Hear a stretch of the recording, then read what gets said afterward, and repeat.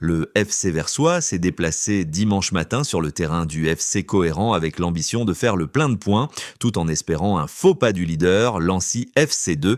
De son côté, Cohérent, troisième du championnat, visait également un rapprochement au classement. Après une première mi-temps sans but, marquée par une légère domination des Bleus, la rencontre s'est débloquée dès le retour des vestiaires. Nolan Steley a ouvert le score à la 51e minute, avant que Michel Leu ne transforme un pénalty pour porter l'avantage à 2-0 en faveur des Versoisiens.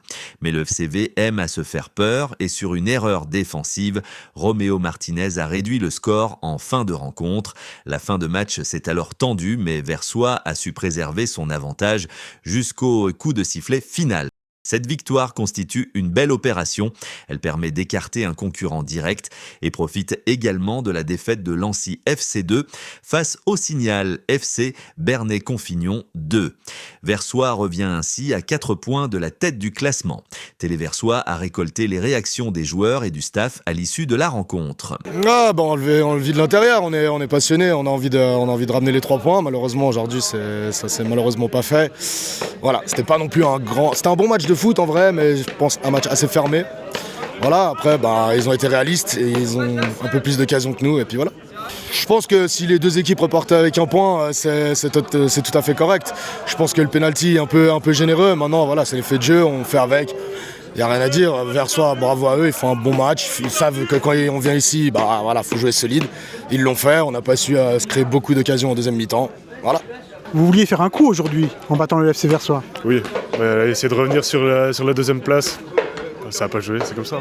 Alors justement, comment voyez-vous la fin de saison ? Alors là, ça va être... on n'a plus grand-chose à jouer pour être très honnête. Essayer de finir de la meilleure manière possible.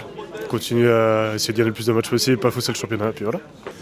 On retrouve un peu cette solidité défensive qu'on avait perdue un petit peu, mais là, très fier de mes gars, et puis la victoire est méritée. On revient à 4 points de Lancy maintenant, donc voilà, je l'ai dit, l'objectif est d'aller quand même chercher cette première place. Donc on verra. Maintenant, c'est eux qui ont la pression. Nous, on est là dans la peau du chasseur. On fera le job jusqu'au bout, et si on doit aller chercher la première place au dernier match, on le fera. Alors, vous vous êtes rendu un peu le match compliqué parce que vous avez donné presque un but cadeau à l'adversaire. Ouais, c'est vrai. En menant 2-0, on aurait pu passer une fin de match plus tranquille. Voilà, ça fait partie du jeu. Cohérent, je vous le dis, ils ont des bons joueurs, une belle équipe. Ils nous ont poussés à la faute. Voilà, ça fait partie du match, du jeu, du football. Donc, mais derrière, ce qu'il faut retenir, c'est qu'on a su garder cette mentalité de guerrier. Et puis, pour pas encaisser le deuxième but. Donc, je vous le dis, je le répète, je pense qu'on sera là, on sera présent et il faudra compter sur nous. Le succès est d'autant plus précieux que, comme nous l'avons dit, le leader Lancy FC2 a été surpris à domicile par Signal Bernay-Confignon 2.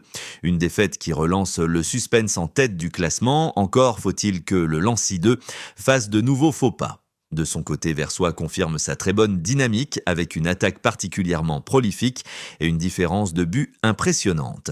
Dans les autres rencontres, l'US Carouge FC s'est largement imposé 5-0 face à Donzelle, affichant toute sa puissance offensive.